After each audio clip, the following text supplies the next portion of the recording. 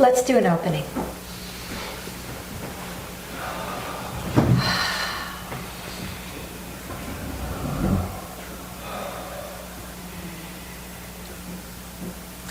I'm going to address this to God, but you don't have to believe in God to connect to this prayer. It's really a thanks to the universe. Some of us call it God, some of us call it the source, some people just refer to higher consciousness, Buddha consciousness, the universal life force, the Great Spirit. We don't care what you call it. I like the word God because it's short.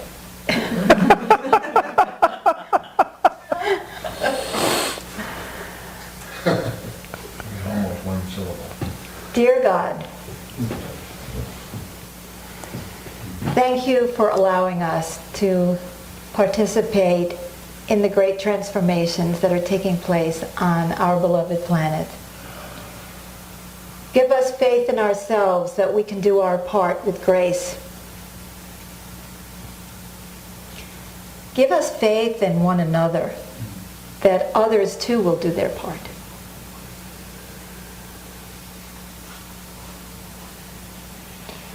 Give us faith in the powerful divine forces that are arraying to support us.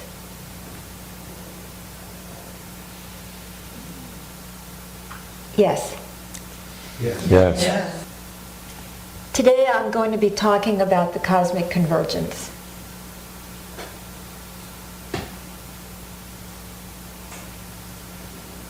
There are so many levels of convergence, it's really difficult to talk about simply and in a short period of time.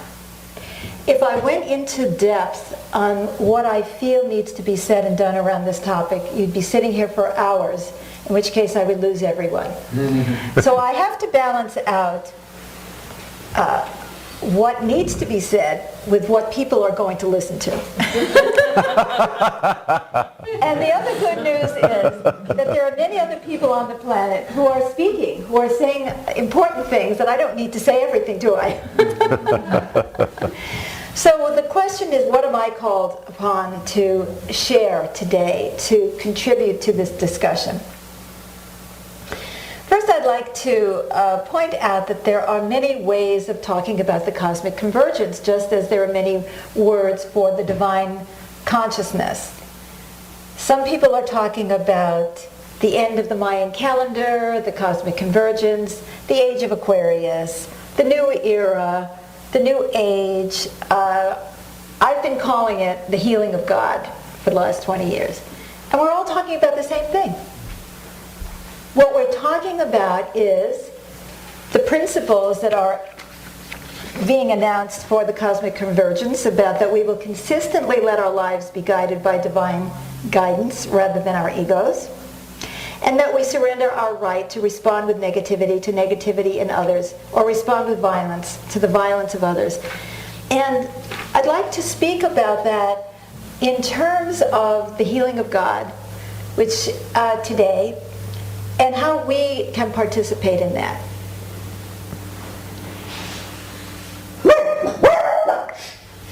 We have some dog friends with us. They will speak from time to time, and they don't ask for permission. They don't raise their hands. When I talk about the healing of God, what I'm really talking about is the coming together of all the aspects of consciousness into oneness. Now, we tend to think of everything in terms of the human. Most of us are stuck with just ourselves, like, oh, I have problems with this or that. You know, I have a tendency to drink too much, or I'm angry, or I'm having trouble in my marriage, or all of those things. And this is about me. Some of us look at life from a little bit broader perspective, and we say we, humanity, are self-destructive. We, humanity, have been destroying the planet on a physical plane. We, humanity, have been so wrapped up in our egos and in ourselves that we have been fighting for ourselves against one another, even at the expense of each other. And that's, people who are speaking about war and ecology and transformation of consciousness on a planetary level. When I talk about the healing of God, I'm talking about going even beyond that, which means that the universe itself is in a transformational moment. And that we are actually a reflection of that and participants in it. Now, is any of this true? Do we even know? If I look at my life and I look at the lives of the people around me, if we are any indicator of what's going on the planet, there is some cosmic convergence, I can tell you. Things that we have been working on and working on and working on are suddenly falling into place. It's amazing. It's like miracles are happening. Inner miracles. And I say, if it's happening to us, how could it not be happening to you? We are the microcosm of the macrocosm. We don't live alone. Now, I say, of course, that all of our programs at the Stream are wonderful, healing, transformational, and I could take credit for it and say, well, it's because of 25 years of hard labor, of working on ourselves, that this has happened. And there would be some truth to that. However, I've seen us plugging away and plugging away and plugging away fruitlessly, or apparently fruitlessly, for years, and yet all of a sudden we seem to be changing. And for that I say, thank you, God. I can't take credit for that. So it appears that there's some massive planetary shift that is allowing us to change as well. And if we also look at consciousness, we've gone through the Dark Ages, we went through the Renaissance, we've gone through this age of science and rationality, and now we seem to be coming into an age of consciousness. At least people are talking about it. So if I look at us as a microcosm of the macrocosm, then it's slam dunk. Something really is happening, and we're not just deluding ourselves because, give peace a chance. We're all doing all we are saying. And the other thing that I would like to say about that is that I believe because I want to believe. And I want to believe not just because I'm Pollyanna idiot, but because if I do believe that it's happening, that belief will guide me in my day-to-day decisions. For example, let's take something as simple as how we deal with the economy. If we really believe that the bottom is coming out of the economy, everybody goes into fear and doesn't spend any money. And then we've created an artificial crisis. But if we believe that everything is going to work itself out, we relax and we start making hopefully intelligent purchases with divine guidance. And instead of contracting, we are investing in a future. If we believe that the world is coming to an end, why would we invest in the future? If we believe that the world is coming to a new beginning, then we are going to turn our hearts, our souls, our spirits into that new beginning. Now, many of us, I know, are having very hard times personally. And being ego-based beings, we have a tendency to think of everything from our own little perspective. And we say, oh my God, I'm in trouble, I'm going to contract emotionally, I'm going to go and protect myself. I'm having a problem, I'm going to protect myself. I'm going to protect my assets, I'm going to protect my energy. That is ego-based thinking. The only thing exists is I, and I need to protect me. But if we really believe that we're coming into a new era of the we, of unity consciousness, then we say, this is an illusion. This is an appearance that everything is going badly. That underneath all of this, there's a forward momentum, and I am part of it, and I want to be part of it. And then one more time, we open our hearts and start to focus on one another, which is what we need to do anyway. The best thing to do when you're in trouble is help somebody. Isn't it? Yes. Yes. I joined a 12-step program back in 1978, and I heard a prayer that just helped me so much, which is, release me from the bondage of self. And I had never thought before how the self was a form of bondage.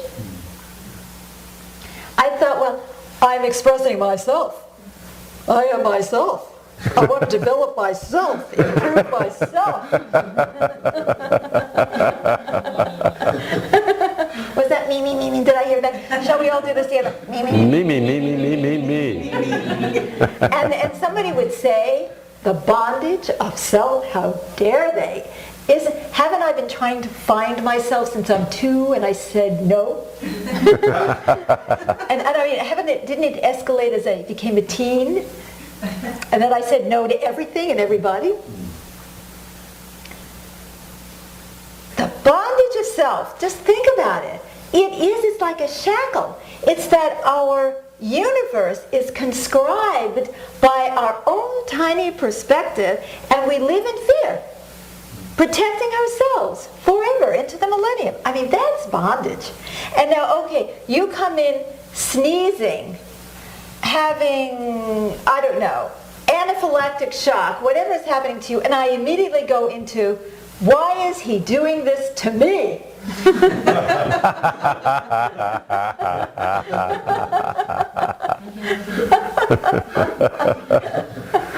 You're yelling. You're hurting me. You're bleeding to death. You're not going to be able to make lunch for me. Let's get our priorities straight here. This is bondage. Why is it bondage? Because it keeps us in constant pain. And it keeps us in constant pain because we're always focused on our feelings. And I know feelings, I love feelings, they're important feelings. But really, if you focus only on your feelings, like, oh, my knee, my fear, whatever it is, I'm afraid, I'm ashamed, I'm getting old. But when we have something beyond that to focus on, it's like there's life. And we get beyond that pain of focusing on our own feelings. In addition to that, when we come into unity consciousness, we begin to realize that our feelings are 90% of them not ours anyway. Now, what do I mean by that outrageous statement? That when the collective consciousness, we are part of a collective consciousness, and so we are feeling everything because we are part of it. It would be like the nerves of your body ignoring everything that's going on in your body except what's in that one spot, and thinking that that defines everything. So that, for instance, let's say somebody puts a needle in your hand. It's going to hurt, right? But it's sending the message to the brain. It's going through your whole body. Your entire being is involved in this. You don't say, my finger has a pain. You say, I'm hurting. Now, what I mean by that is, we are an organism, and when there's pain inflicted on any part of our collective organism, we feel it. Now, clearly, if somebody sticks a needle in my finger, it's going to call more attention than my toe. But it's still part of me. It's my whole body is involved. When something is threatening a part of me, my entire body tenses up, doesn't it? Mm-hmm. You can't separate out a part of you.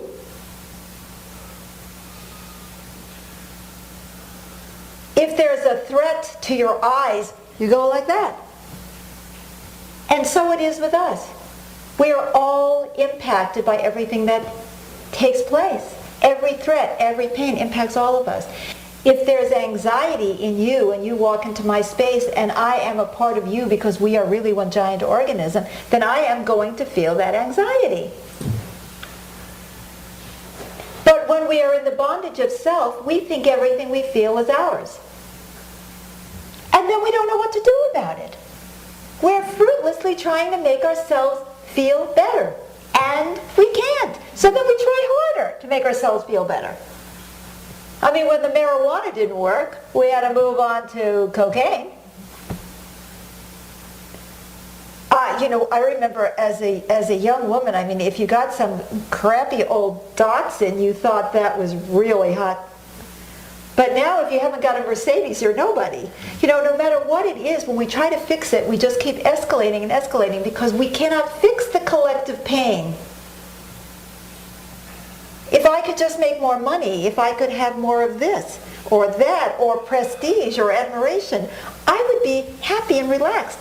But I'm not going to be happy and relaxed because my world is in turmoil, because my collective is threatened, because there's people everywhere around this planet who are in trouble. And no matter what I give myself, no matter how I pamper myself, no matter how many luxuries I give myself, that pain will not go away. And thinking in terms of self, I just keep grabbing for me. And I'm in the bondage of self. Now, we're being asked to consistently live our lives guided by higher consciousness. Because only the higher consciousness knows what's going on in the collective. It's like we don't rely on the finger to solve the problem. We rely on the brain to coordinate with the body, to handle the problems. And I know this is going to come to us as a shock to some of us, but when it comes to the universe, we are not the brain. All I can say is thank you, Lord. Because we don't have the big picture. But I say, I know better than higher consciousness. I know what I need. I really need a man. Or I really need that dress.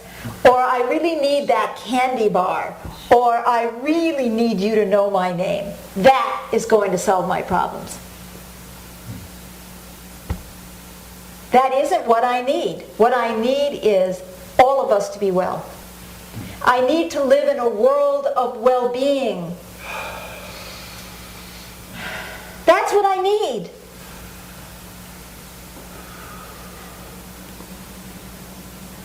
When the ego wakes up and remembers our oneness, which I'm going to speak about in a few minutes in terms of the healing of God, when what I call the ego twice born, when the ego wakes up and realizes that we are one, then it's going to revamp and say, I get it. I really can't be well in a sick world.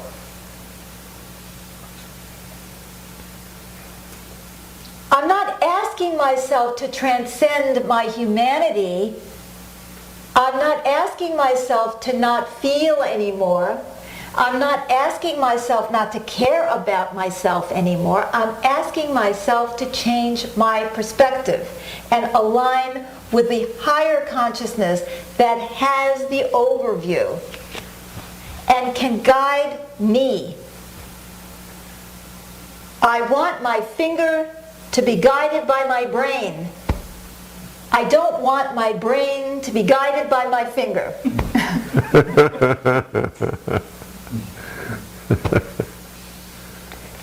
The finger is there for information. It sends the information. Needle attack, needle attack. Well, what are we going to do?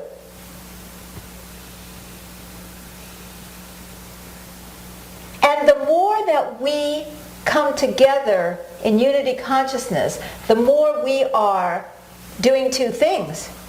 We are identifying with higher consciousness, which means that we are letting our brains, the brain of God, the divine brain, guide us in a way that is going to be good for the whole and therefore for me. And simultaneously, as I do that, I am becoming a part of the brain. Now, isn't that ironic? Here I want to be the brains of the universe, and I'm actually behaving like the asshole, right? and the more that I identify with that brain, with that higher consciousness that is guiding everything, the more I am actually in alignment with it, the more I am fulfilling myself, because I start to feel and experience viscerally that I am part of the miracle. I can see the value of what I do. And I don't see it in the way that I've been looking for it. If we've been looking for, I've got the big house, or I've got the great job, or I'm stopping the aging process, or bigger watermelons, whatever it is that I've been looking for, there's no miracle. We may think that's a miracle, but it isn't. All it is more of the same unsatisfying experience of ego, ego, ego. And when I shift and feel that I am a part of the transformation of consciousness, and when our egos begin to identify with that transformation, then I, the ego I, the self, in alignment with my own soul and spirit, feel that I am part of the miracle. When you are raising a child and you see it thriving, you are part of a miracle. You feel that. You feel satisfied. When we invest in our community, in our stream spiritual community, and we see others getting well and we know that we have played a part, we feel like we are part of a miracle, a true miracle. And our souls are fed. We are fed. And our egos can relax and say, this was worth it. When you have made some huge effort that may have cost you individually, and you see the result, and you say, I did that. There's a gratification that no candy bar can ever give you. So yes, I want to be guided by divine consciousness. I know where my ego, self-centered self has taken me into competition instead of into unity. When I am in a competitive mode and I see other people speaking or being leaders, and other people, they're making more money, or they have more admiration, or saying, I mean, it's so ridiculous. Is the world getting better because of them? If so, do I have a problem with that? Well, the old ego self has a problem with that. But when I can tweak my ego to say, when I see 10,000 people coming together to be in unity consciousness, and I know that I have done anything to help that I've done my own part, I can say, I did that. I did that. And so when you do well, I can say, I did that. Now, isn't that peculiar? And it's not a possessive kind of I, like when the parent takes credit, it's like, and they have ownership of their child. It's not that, it's a feeling of oneness. And I can relax and feel gratified that whatever the cost, however difficult my life has been, whatever it has taken, it is worthwhile because I've seen a miracle and I've been part of it. And isn't that what we want?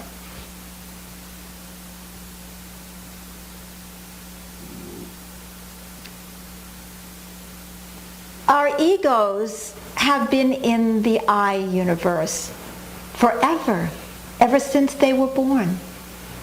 And it's not our ego's fault. It's the design of the universe. We started in the oneness, and we became separate. I call it the spiritual Big Bang. We went from the amorphous oneness to differentiated consciousness. And this brings me back to what I started with today, which is that this is not just about humanity. This is about all the universe. And what I mean specifically about that is that the moment God was born, non-God was born. As soon as God, whatever that is, the creative force behind the universe, created the heavens and the earth, there was ego. Because as long as heaven is not earth and earth is not heaven, there's separation. And the moment there is separation, there is awareness of individual consciousness. And as long as there's awareness of individual consciousness, there is ego, because that's what it is.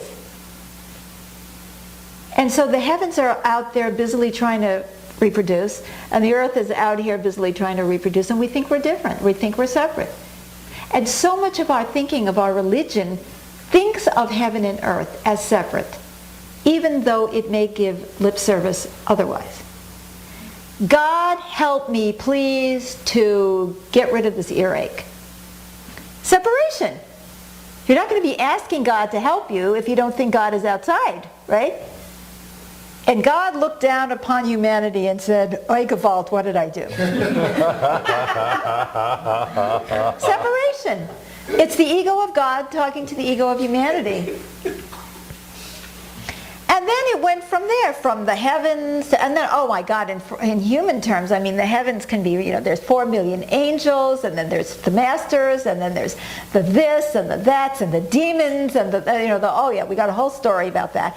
And then we have the earth, and we have good people, bad people, and we have rats and mice and ticks and people, and in that order. And I mean, we've got all this differentiated existence, and each has ego, each has awareness of itself, and each is trying to maintain its own individual existence. Try to get that tick off your dog's back or off yourself. I mean, it's clinging. It don't want to go. It doesn't want to die. Well, neither do I. Neither does any aspect of consciousness. We are born, as soon as we have ego, the ego's big job is to ensure the continuation of our individual existence. Now, can you blame it? It's like, this is your job, ego. Keep this one alive. The minute the baby cries and goes, wah, it's asserting its needs. When the baby says, feed me, diaper me, I'm cold, I'm hungry, me, look at me. I need me. It's the ego is busily attempting to get our needs met so that we can survive. And that's its job. So let's not blame it. And it just goes on from there. I mean, I could spend hours on this topic, but you'll be happy to know I won't. I do have a book where I talk about this in great detail. It's called Living with Reality, and you can read it for free on any one of the Stream's websites, or my website, or our websites. But the point is that the ego is a natural result of the individuation of consciousness. And that means, yes, even God has ego. Meaning that as long as there is an awareness of being separate, then there's ego. So now I'd like to address what I mean by the cosmic convergence. And by the way, I am going to come back to the dark side conversation a little bit later, just in case you were wondering if I forgot. If we are to be in oneness consciousness with God, with higher consciousness, then God has to be in oneness consciousness with us. Now I want to talk about that for a second, because that's an astonishing thought, isn't it? We as humans are so shame-based because of this separation between human and divine. And when I say we as humans, I can't say every human being. I don't want to say that. I'm just talking about what I've seen, what I know. So please forgive me if you're sitting there and saying, well, that's not true for me. Okay, good, I'm glad. But for the rest of us, this is what I'm talking about. This is typical, especially in our culture. I know our culture well. So we're very shame-based. Our religions are very shame-based. We are sinful. Or if things go badly in the New Age movement, we had the wrong thought. Or whatever it is. It's always our fault. Somehow we didn't do it right. The wrong intention. Yeah. Whatever it was, we didn't do it right. We're shame-based. And so we are not in those moments actually feeling our oneness at all. If I get up in the morning and I see, God, you're acting like a jerk this morning, you're irritable, you're a bad girl. I am not feeling very divine, am I? There's a separation in that moment between me and the divine. I feel like I am a piece of crap. I think I'm allowed to say crap, but not the other one. And I've separated myself from the divine because I hold the divine as being that, oh.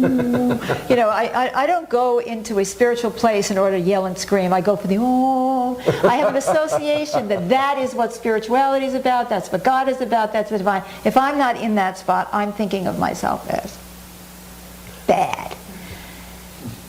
So there's a separation there by elevating the divine to the divine and keeping us, and we think of humans as pretty bad, and that we're all trying to do something about it. We're trying to heal ourselves, which is very important, and we're also trying to aspire to a more calm, peaceful place. And I'm not saying that that isn't wonderful, but we don't get there by shaming ourselves and separating ourselves from the divine and thinking that there's something wrong with us.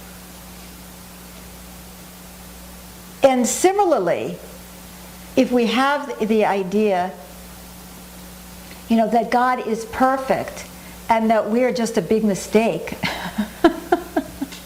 and that we have to strive to somehow be more than who we are, we're still in separation. Now let's say that God isn't perfect. Let's say that we are really made in the image of God. Is that a hideous thought? I mean, who wants to pray to a big Beth, you know? Or a big Brad?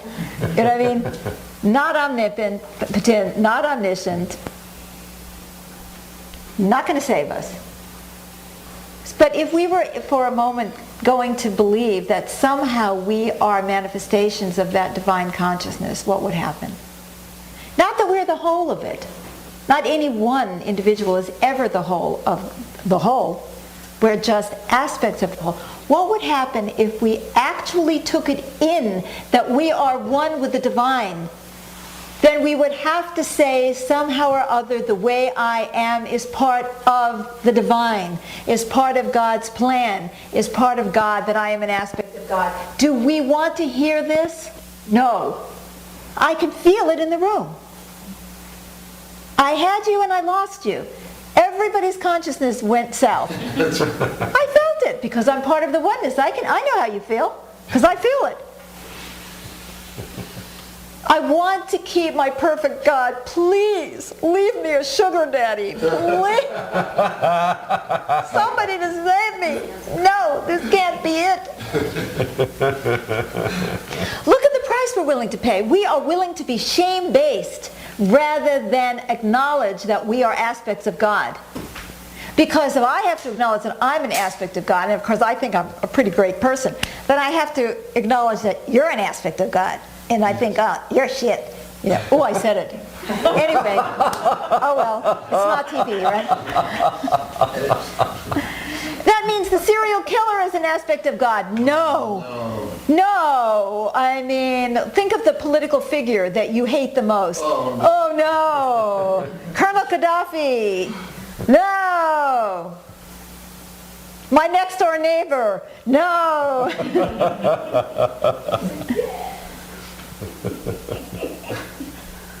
Well, if it's either true or it isn't true. It's either that we're one or we aren't one. And if we're one, we're going to have to take the consequences of that statement. We've got to be thorough and honest about the truth of this, that we really are one consciousness. And God is us and we are God. And that I as an individual am not the totality of God any more than a drop of water in the stream is the totality of the stream. But the stream is made up of all those drops. And if you put cyanide in my little drop, my stream is polluted. So, oneness consciousness means we are one. Now, does God want to own us? Not if history is any indicator. How many times, I mean, it's so funny that, you know, our prophets have warned us that we're going to be smitten because we're so bad. We have to give it up. We have to give up shame. We have to give up shame, guys. And God has to own us. The cosmic convergence is the convergence between the human and the divine. It is the ending of the era of the ego, because it began when God was differentiated from humanity and from God's creation.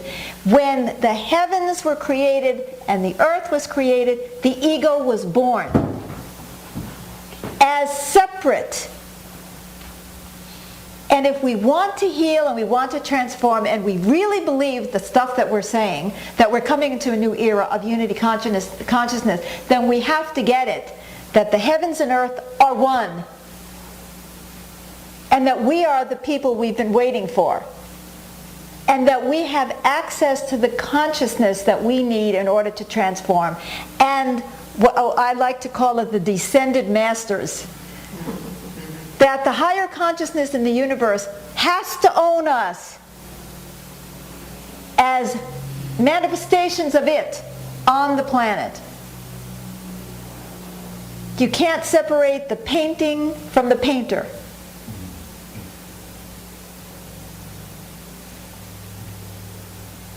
So we have called upon the heavens to own us. And we will not be shamed anymore. But we can learn. We can transform. We can say, this feels better. We can work together collectively. We become the brain because the heavens and earth really are one. That's the cosmic convergence. Now, is this just fantasy and ideas? No. No, because those of us who have been more and more living in the intersection, I call it the intersection between the human and the divine, which is to be guided by divine consciousness in everything that we do. And we do this at the stream. What do I eat? What do I wear? What do I say? What job do I go after? Where do I live? Everything small and large. People say, what do you think, God cares about what you're wearing today? I said, you darn right God cares about what I'm wearing today, because I am God. Caring about what I wear today, because what I wear today impacts my consciousness, and what I wear today impacts your consciousness. And suddenly I'm accountable for everything. And everything I do matters. And it's God's expression through me. And those of us who have committed day after day, moment by moment, year after year, to the grinding work of constantly asking, what do I do? What do I do? Even when we get the wrong answers. But we keep asking and we keep aiming for that connection, that everything that I do, God is interested in. And everything God does, I'm interested in. God does, yes, God does. It's because God and I are really one. Then when I live from that, I have seen the miracles. And I know it's possible. And when I see a community do it, and when we're in a community of people who does it, miracles take place. And I'm not talking about fancy cars. I'm talking about the real miracle. The real miracle is we feel love. We are loved. We feel one. That's the miracle. Sacred union, self-love streaming through the universe. Self-love streams through the universe. When I love you, I am loving myself. Because we are one. When I love God, I am loving myself because we are one. When I feel God's love, God is loving his, her, itself because we are one. That's the miracle. To have, not in the old way of people thinking, let's all love, love, love, that kind of just accept one another. No, no, no. This is not condoning everything we do. This is bringing awareness and higher consciousness into everything we do so that we can feel love. There's no separation between consciousness and love.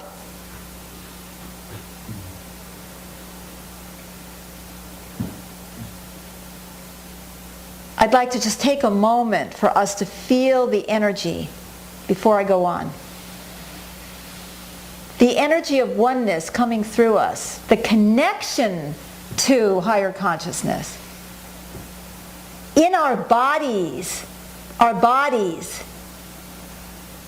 which are not ugly, sinful, shameful impediments, but which are one, that we can feel consciousness in our bodies.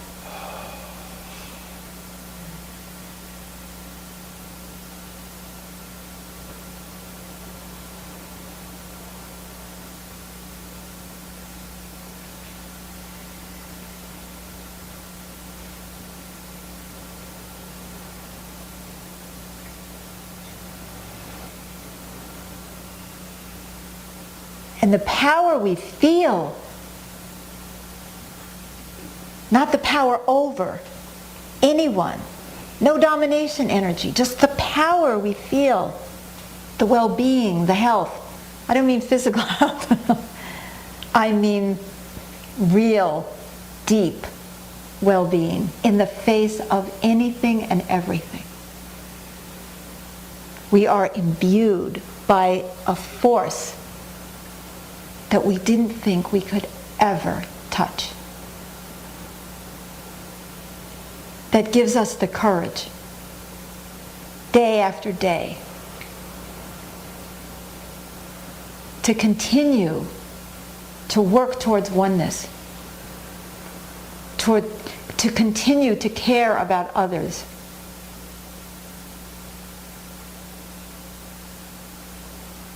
To continue to grow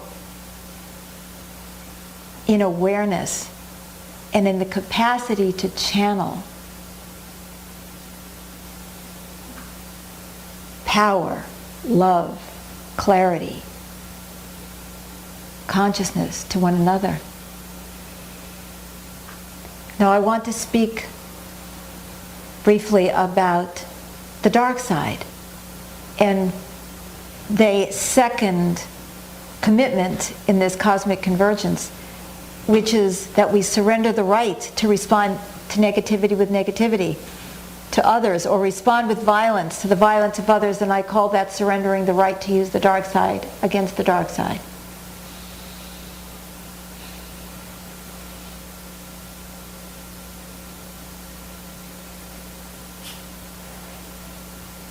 The dark side is anything that is disconnected from source.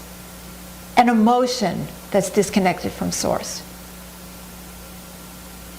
An energy that's disconnected from source. And it is by nature parasitical, because it needs something to live on and to live off of. So when you're depressed, for example, it's like this dark energy comes over you and is eating you up alive, sucking up your life force, because it has no life force of its own. Through our programs, we have learned how to deal with the dark side, with negative energy. We are not afraid of it. It's part of the design of the universe. It too is created by God, but it's part of ego, isn't it? Because if there's light, there's dark. And as long as we consider them opposing forces, they will both continue to exist. As a practical matter, what we do when we have enough consciousness and are not in our egos and reacting like a bunch of lunatics, when we see the dark side, we send life force. We call it sending chi. We send chi to somebody. We try to support the person who's hurting us, because we know they're hurting, that they are being consumed by dark side energies. So we send them chi. Instead of fighting against them, we're really fighting for them.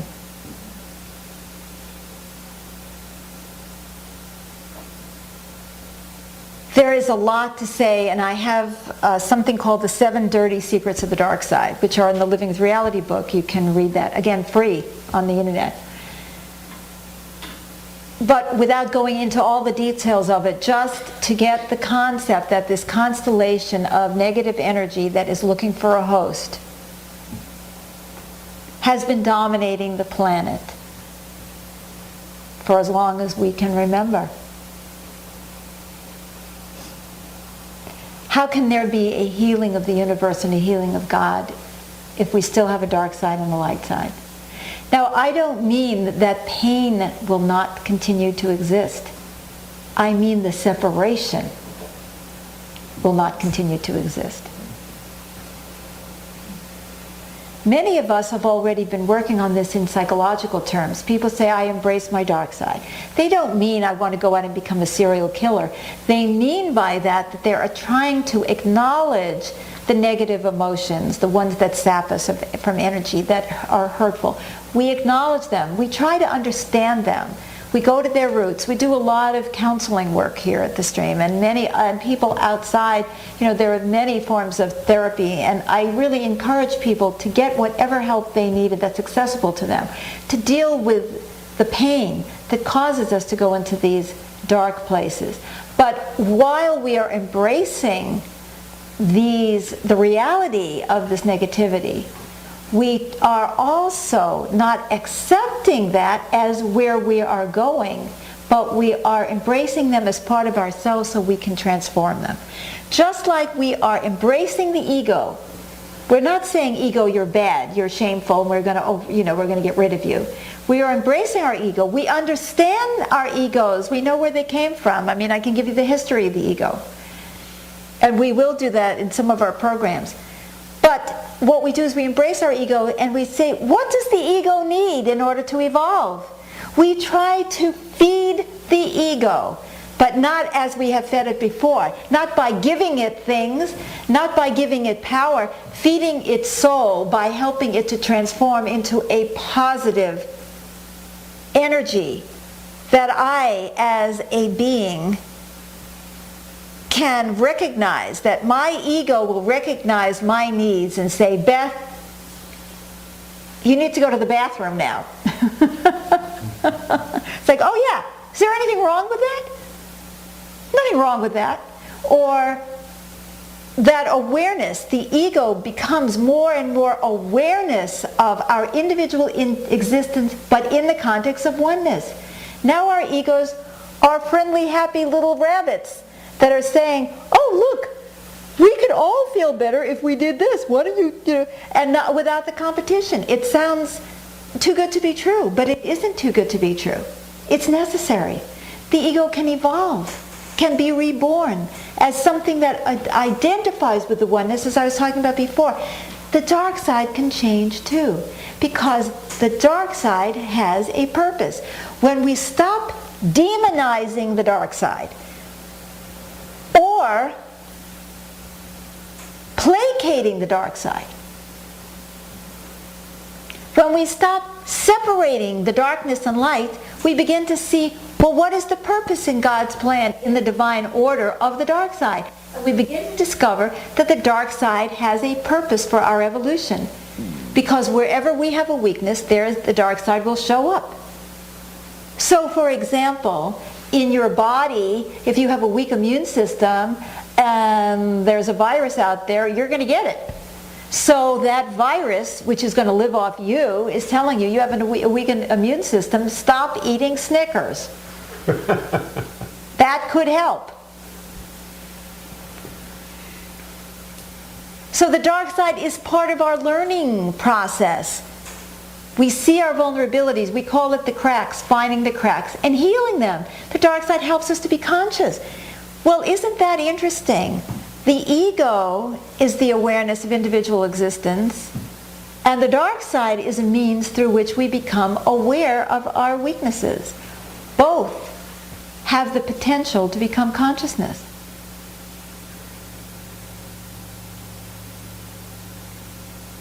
Do I need to be living under a bridge before I realize I should stop drinking?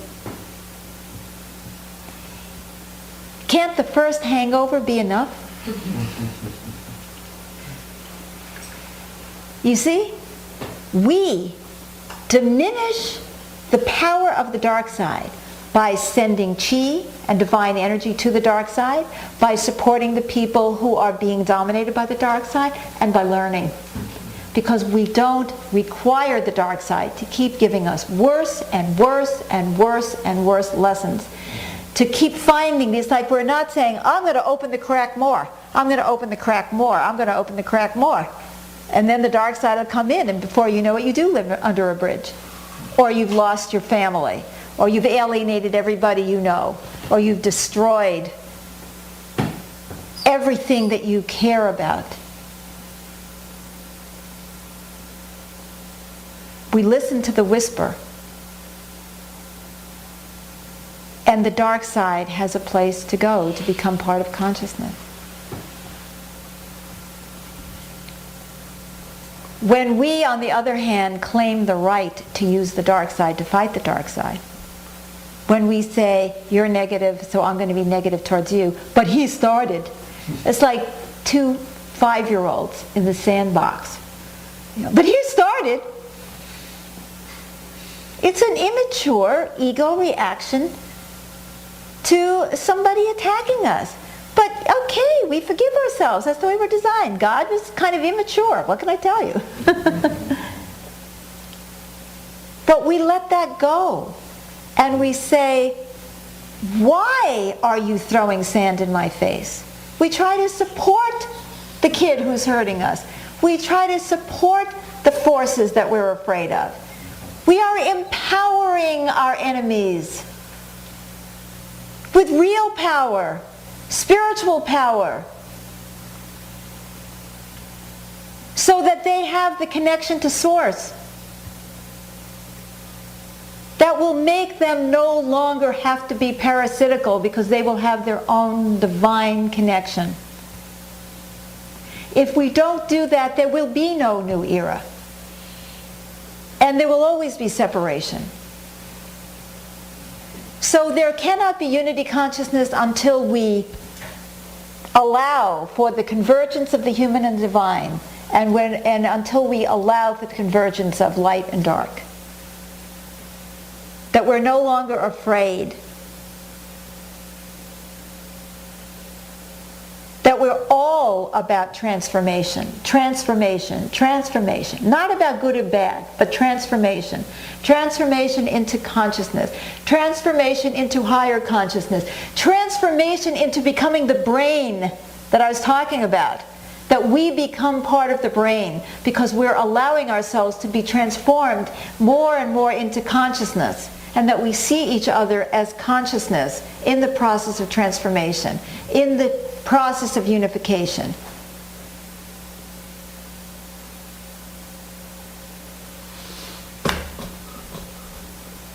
What do we want?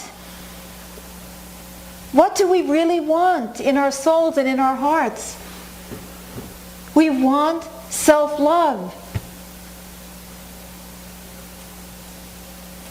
We can't have self-love when we're being mean. When we're being negative, we are consumed by negative energy. There is no self-love. When we're competing with one another and we have to look at the face of the one we defeated, there's no self-love. There's puff. There's no self-love when you stand outside your mansion and see people in slums. There's no self-love. There's shame, there's guilt, there's a feeling of dirtiness, lack of entitlement. And we have to cover it up by, yes, I deserve this. Or those people are scumbags. Or they didn't really try. Or c'est la vie. You know, or this is their punishment from some past life. We don't feel self-love. When we give and we help and we feel a part of, there is self-love. That's what I want.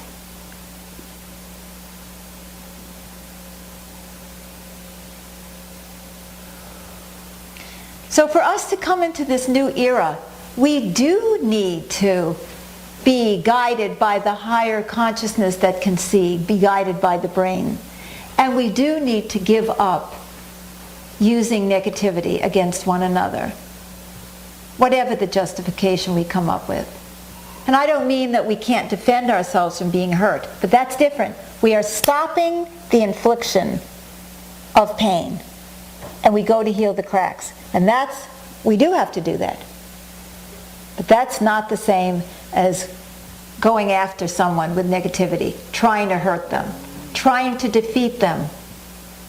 The perfect example was after World War I, when we ground the Germans into the ground. And that was the seed that planted Nazism and World War II. How many lessons do we need?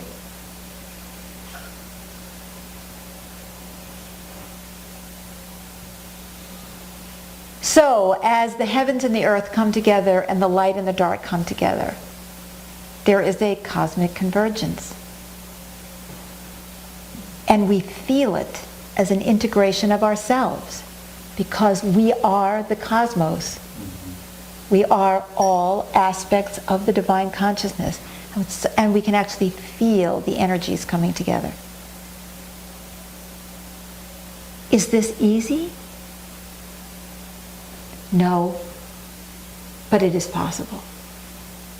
Never before has this possibility been so real. That's what our forefathers are telling us. That's what our spiritual teachers are telling us, whatever the words we use, whatever the name we call it. We can do it. I want to go back to earlier in the beginning of my talk when I said, I want to believe this. I want to believe that it is possible, that we can come into a new era. And if I believe it, I will be guided by that future. I will continue to put my efforts, my little efforts, into the healing of God, into the bringing together, the remembrance of our oneness, no longer as an amorphous blob, but as individuated consciousness in the context of oneness. It sounds abstract, but it feels like a hug. And I know that you want that too. And what is it going to take? Incredible self-discipline, incredible self-compassion, incredible compassion for others, incredible hard work, incredible faith. We believe in healing. We believe in psychological healing and the healing of the unconscious mind. We want to be open to higher consciousness. In fact, the Stream, which is our spiritual community, we have a new entity which is called the Center for Healing and Higher Consciousness. And we're going to be providing services for people to help them to heal so that we can become more and more open to higher consciousness. We believe that that works because we've seen it work. What we know doesn't work is just giving ourselves lectures about how we should be different. We have to have the healing to be different. And we have to have the support to be different. And that's why we have a support community. I'm not telling you that you should all come here. I'm giving you an example of what we're doing. This is what we're doing. And we have the Living with Reality book, which gives us a step-by-step guide. It's very long. A step-by-step guide as to how to move into higher consciousness. But you can't do it just with your head. We have to do it by healing our hearts, healing old traumas, doing the work so that we can be accessible to the divine consciousness that is streaming through us because we are God. Not because we create reality, but because we are aspects of the creative force of the universe. So if any of you are listening and wondering what you can do, I've given you an example of what we're doing. And we're doing things that are available on the internet that you can do. But do what's right for you. But do it. Let's not let this opportunity pass. Who can answer the question of is this real?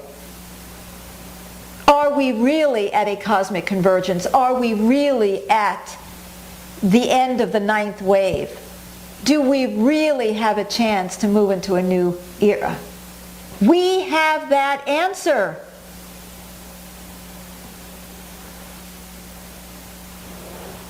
And at the same time, I believe that it's destiny, because we are the God that's in the process of evolution and healing. And while this calls us to huge responsibility and huge accountability for the future of not just our planet, but of all consciousness, at the same time, it gives us an opportunity to relax, because I believe that it is real. And I'm going to continue believing that no matter what, so that I can relax into it and know that my brain does not have to figure out how this is going to happen. Because I am not yet singly, solely, and it will never be the brain of the universe.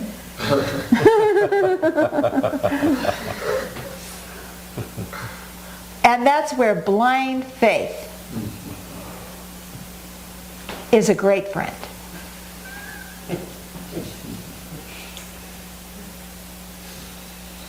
And I can feel it in the room that it's already happening.